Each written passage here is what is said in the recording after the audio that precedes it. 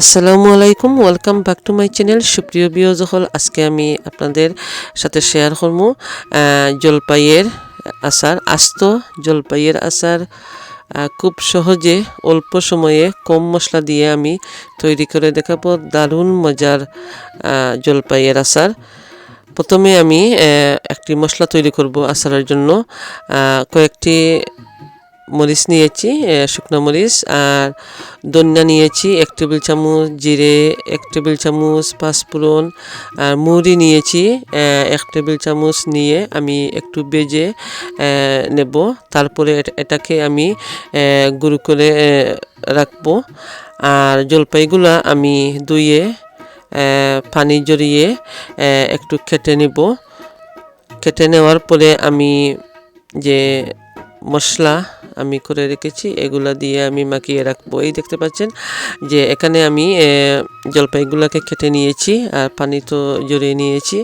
তো এখন আমি মশলা দিয়ে কিছুক্ষণের জন্য মেখে রাখবো। এখানে আমি 1 টেবিল চামচ পরিমাণ আমি সর্ষে বাটা নিয়েছি, হলুদ সামান্য দিয়েছি, আর এখানে যে ভাজা গুঁড়া মশলা আমি করে রেখেছি ওটা আমি দিয়েছি 2 চা চামচ, আর লবণ আর সামান্য সর্ষের তেল দিয়ে আমি মাখিয়ে রেস্টে রাখবো কয়েক ঘন্টার জন্য। আর আপনারা চাইলে এটাকে ওভারনাইটও রাখতে পারবেন, রাখলে আরও টেস্টি হবে, মানে অনেক মজা হবে। আর এই আচারটা কিন্তু রোদে দেওয়ার কোনো ঝামেলা নেই। আর এখানে আমি জলপাইয়ের পরিমাণ নিয়েছি 1 কেজির মতন। এখন আমি আধা কাপ পরিমাণ সর্ষের তেল দেব। সরিষার তেল কিন্তু আচারের জন্য খুবই ভালো। তেলটা গরম হওয়ার পরে আমি কয়েকটা শুকনো মরিচ দিয়ে দিলাম।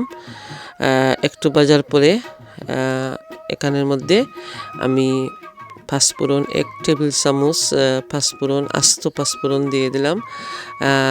তারপরে আমি কয়েকটা তেজপাতা দিয়ে দিলাম। এখানে চাইলে আপনারা দারুচিনি ইউজ করতে পারবেন। আর এখন আমি আস্ত রসুন একটু তেঁতু করে আমি দিয়ে দিলাম।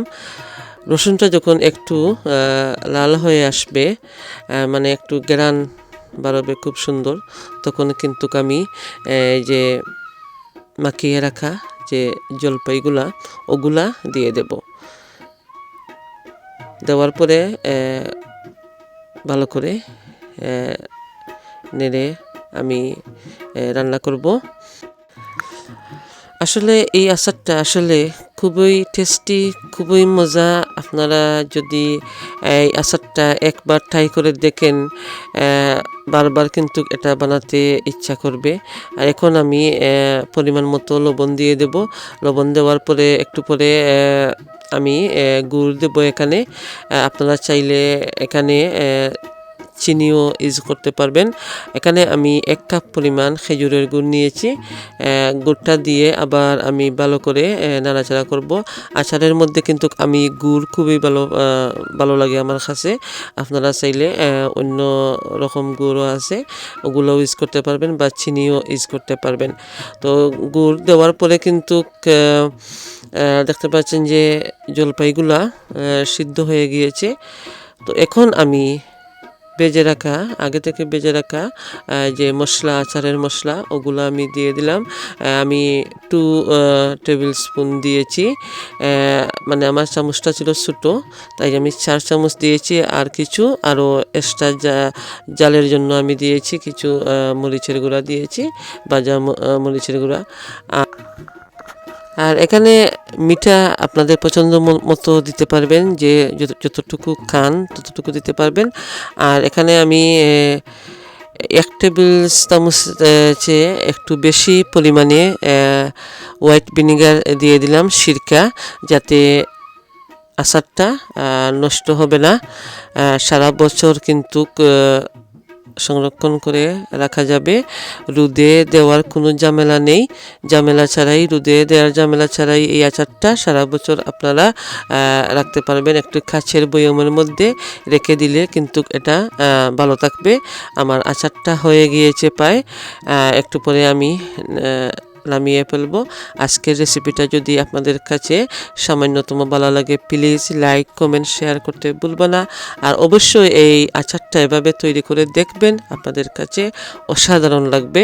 আপনারাও বারবার এই আচারটা বানাতে ইচ্ছা করবে।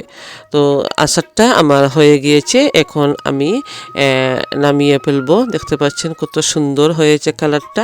এভাবে আপনারা খুব সহজে অল্প সময়ে এই জলপাইয়ের আচারটা তৈরি করতে পারবেন। এখন আমি আপনাদের কাছ থেকে বিদায় নেব।